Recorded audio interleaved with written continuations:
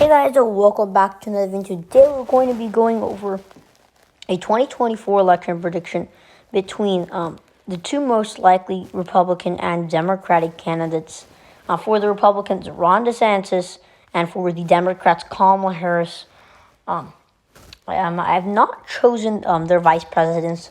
I just left it at there because we do not know who Kamala Harris would pick. Julian Castro or Pete Buttigieg could be some options.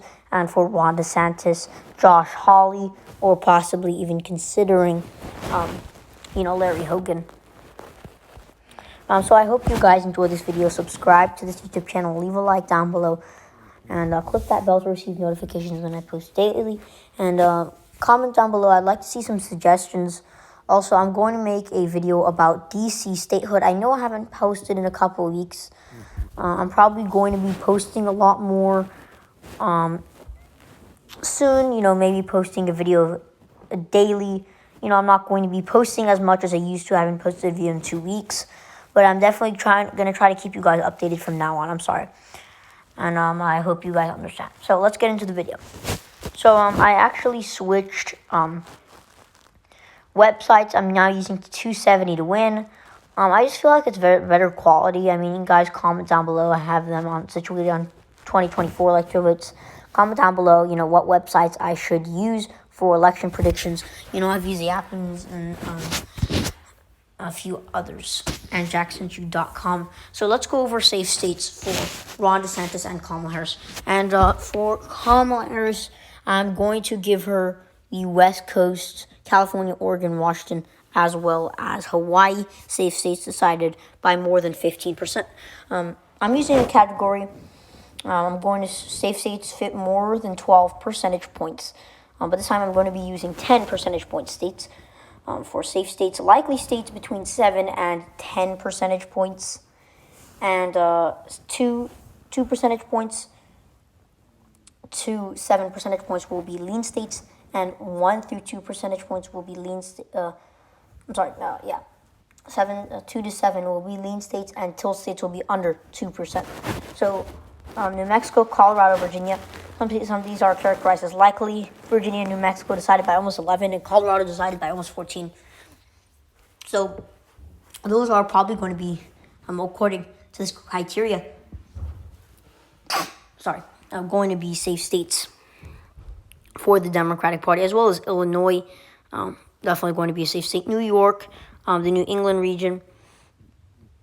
So that's going to give Democrats 207 electoral votes. Now, for Ron DeSantis, I'm going to give him, obviously, because of this criteria, I'm going to characterize Kansas as a safe state. I am not going to give him Nebraska's 2nd district.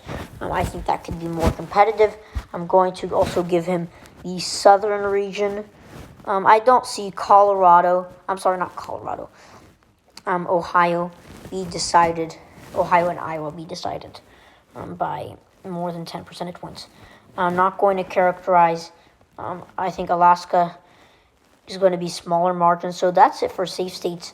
112 for Ron DeSantis when it comes to states decided by more than 10 percentage points.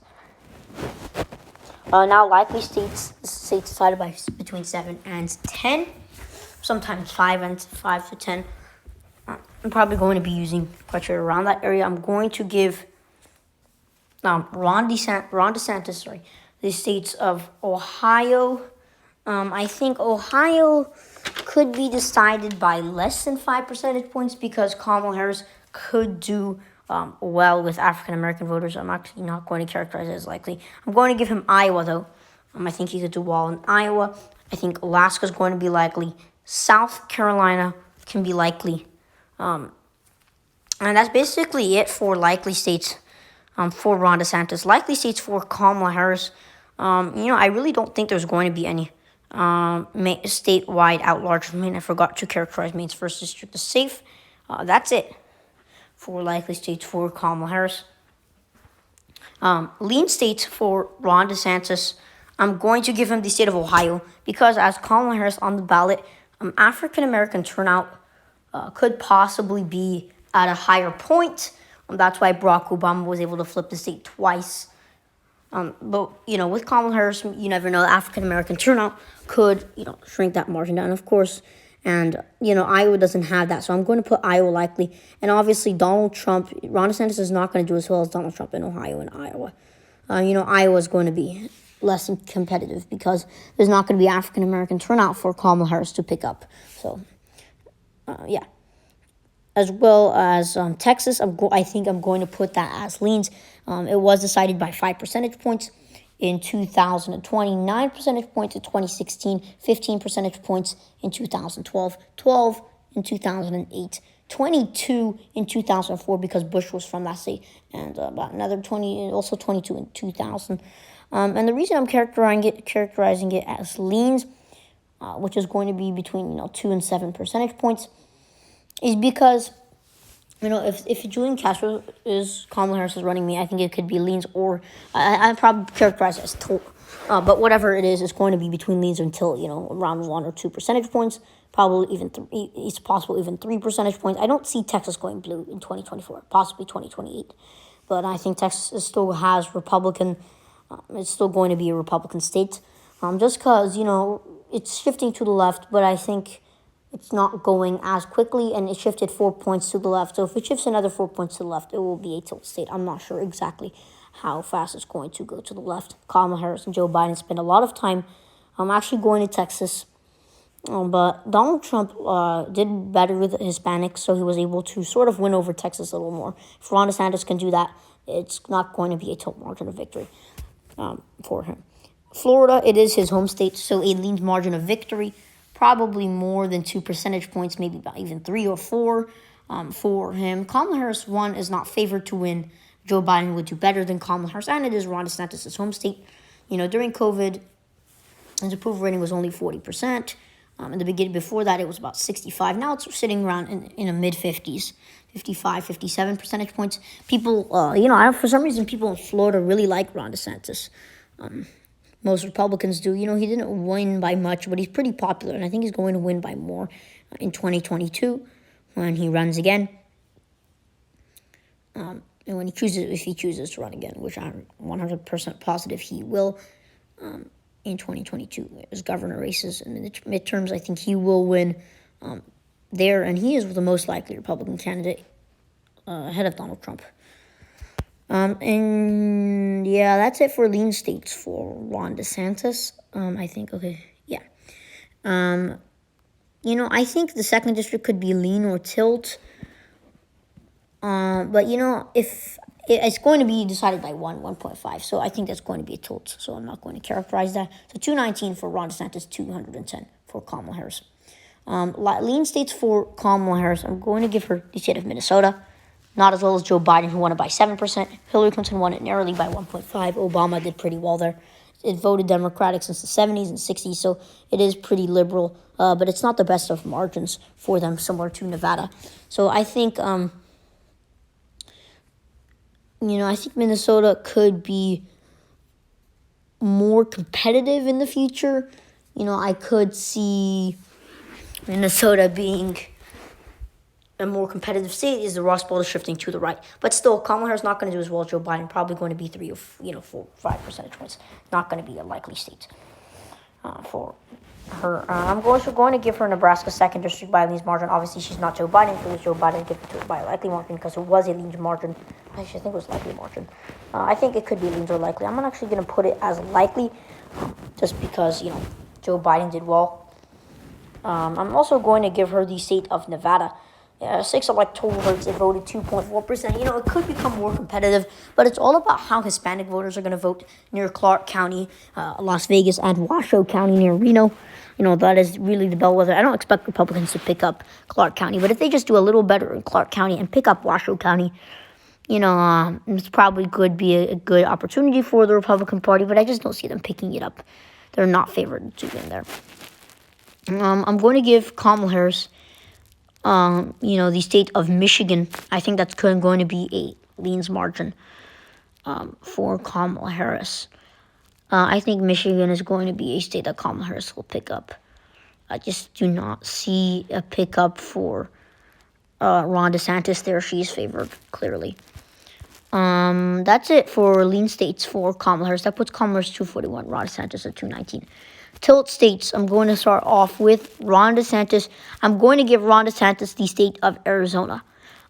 Arizona is going to be a very competitive state in the election. Why am I going to give it to him? Well, obviously, Kamala Harris does well with African American voters because if she does win, she will be the first woman president and African American, second African American president. Breaking 2 titles. So she's not as popular as Joe Biden in Arizona. If Joe Biden was not on the ticket, I think Donald Trump would win it because Joe Biden only won it by 0.3. And I think Ron DeSantis could do well with Hispanic voters as he does in his home state of Florida. So I'm going to give that to him. But because of Kamala Harris because she's African American, I'm going to give her the state of Georgia. I think that's going to be a state that she picks up a lean margin better than Joe Biden. She helped in Arizona while Joe Biden she helped in Georgia with African American turnout, and it's shifting to the left. Arizona, Joe Biden did well there. Wisconsin, I'm going to give the state of Wisconsin to Ron DeSantis. If it's not Joe Biden, if it was Joe Biden, I'd give it to Joe Biden. But it is not Joe Biden, so I'm going to give that to Ron DeSantis. As well as Maine's 2nd district, Donald Trump won this by, pretty substantial margins. So Ron DeSantis is not doing as well there. But I'm still going to give it to him under a 2% margin of victory. In North Carolina, Pennsylvania, New Hampshire are the last states. I'm going to give New Hampshire to Ron DeSantis. A very small amount. I think it could go either way. I have second thoughts about giving DeSantis. I still have a feeling Kamala Harris could do well there. I'm going to give it to her, actually. I don't know. It's sort of, it could go either way, but Ron DeSantis is not favored to win that state. I just don't see him winning that state. So there it is, 261 to 242. Now, the only states are Pennsylvania and North Carolina are going to be hard-fought states, probably the most in the election. North Carolina, Kamala Harris benefits in North Carolina if she does win, if she wins the presidency.